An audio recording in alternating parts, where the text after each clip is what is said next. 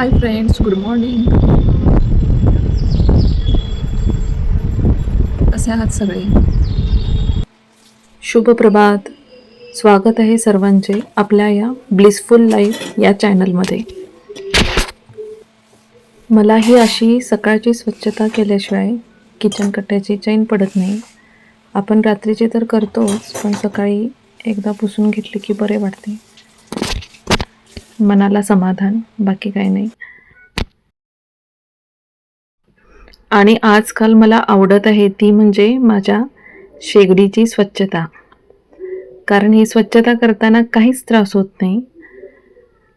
ही शेगडी मी माझ्या वास्तुशांतीला घेतली होती आणि ती इतकी सुंदर आहे की खूप छान आहे.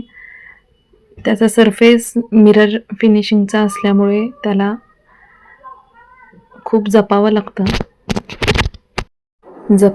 इन दी सेन्स म्हणजे आपण एखादा ओला वापरलेला फडका आपण त्या शेगडीवरती नाही वापरू शकत, मग ते डाग दिसतात लगेच. मग आपलं ग्लासला आपण जे हे वापरतो, लिक्विड वापरतो, त्याचा स्प्रे करून मग ते सुक्या फडक्यानेच पुसून घ्यावं लागतं, तरच ती शेगडी क्लीन होते. पण क्लिनिंग करताना अजिबात त्रास होत नाही. तुम्हाला जाणवेल, म्हणजे बघा तुम्ही, जर कुणाला घ्यायचे असेल तर तुम्ही ग्लासच्या शेगडीपेक्षा हीच प्रिफर करा. खूप सुंदर आहे. क्लिनिंग, मेन म्हणजे क्लिनिंग करताना अजिबात ह्याचा त्रास नाही आहे, खूप इझिली होतं. हे आता इडलीच्या चटणीसाठी मी नारळ काढून घेत आहे. गडबडीच्या वेळेला मी नारळाच्या आत असे बारीक बारीक काप देऊन उभे आडवे मी आतला भाग त्याचा काढून घेते खोबऱ्याचा. खूप छान बारीक बारीक काप होतात. किती छान खोबरं निघालं.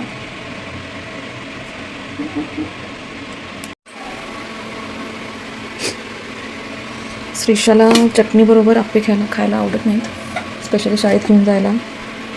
मग तिला असे कांदा टोमॅटो घातलेले आप्पे करून देते टिफिनसाठी.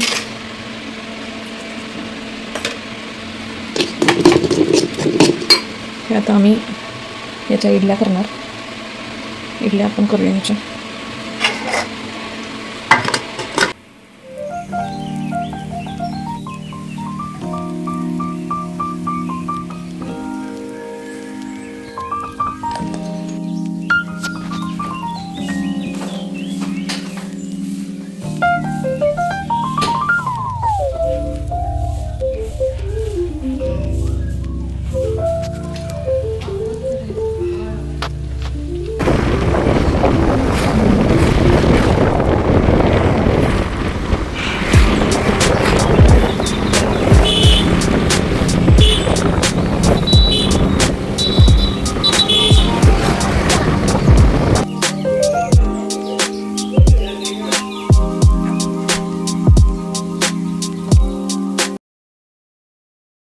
श्रीशाला शाळेला सोडून आले.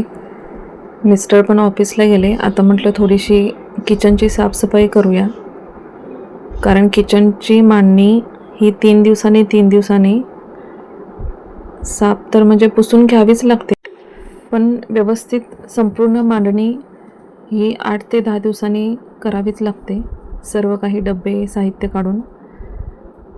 आज इडल्या गेल्या होत्या, चपाती भाजीचा काही बेत नव्हता. मग म्हटलं वेळ आहे, आज करून घेऊ क्लिनिंग.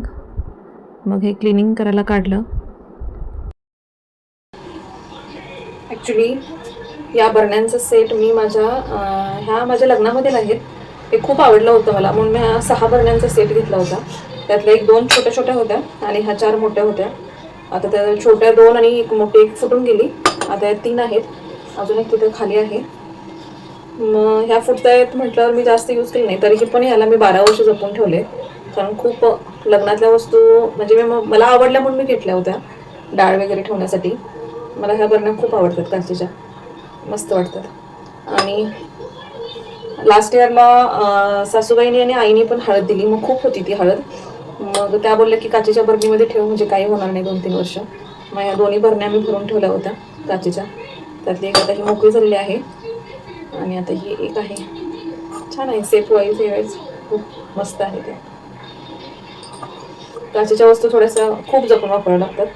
माझ्याकडं खूप बाउलचा ह्याचा डिनर सेट खूप म्हणजे काचेच्या वस्तूंचा खूप हे आहे माझ्याकडं, संग्रह आहे.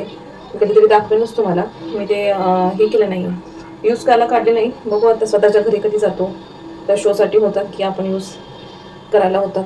बघू आता, इथं तर काढता येत नाही. हे ॲक्च्युली इलेक्ट्रिकल कुकर आहे, राईस कुकर प्रेस्टिजचा आहे. हा मला आमच्या लग्नामध्ये गिफ्ट भेटला होता यांच्या कंपनीतून. सर्वांनी मिळून दिला होता कंपनीची. जेव्हा आमची वेडिंगची ही होती, लग्नाची पार्टी होती, तेव्हा कंपनी थ्रू कंपनीच्या लोकांनी दिला होता.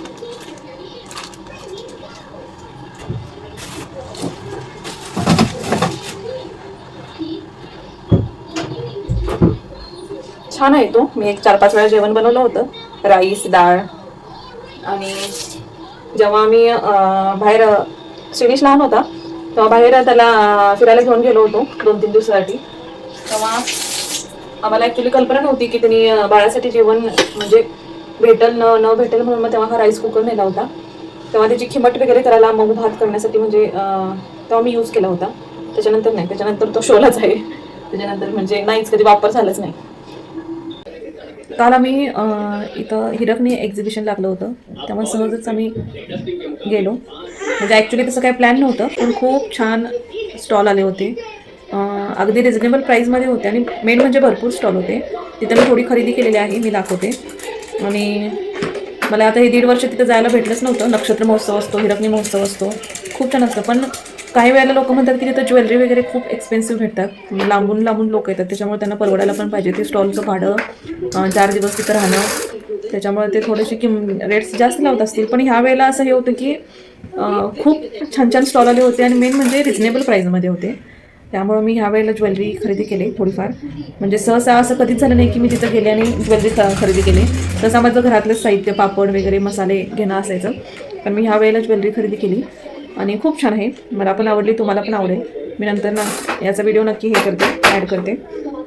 आणि मग बघू मग माझी शॉपिंग तुम्हाला आवडते का नाही. एक्झिबिशनमध्ये केलेली खरेदी मी नेक्स्ट व्लॉगमध्ये दाखवते, कारण हा व्लॉग खूपच मोठा होईल. जर तुम्हाला आजचा व्लॉग आवडला तर लाईक, सबस्क्राईब करायला विसरू नका आणि कॉमेंटसुद्धा करा. थँक्यू.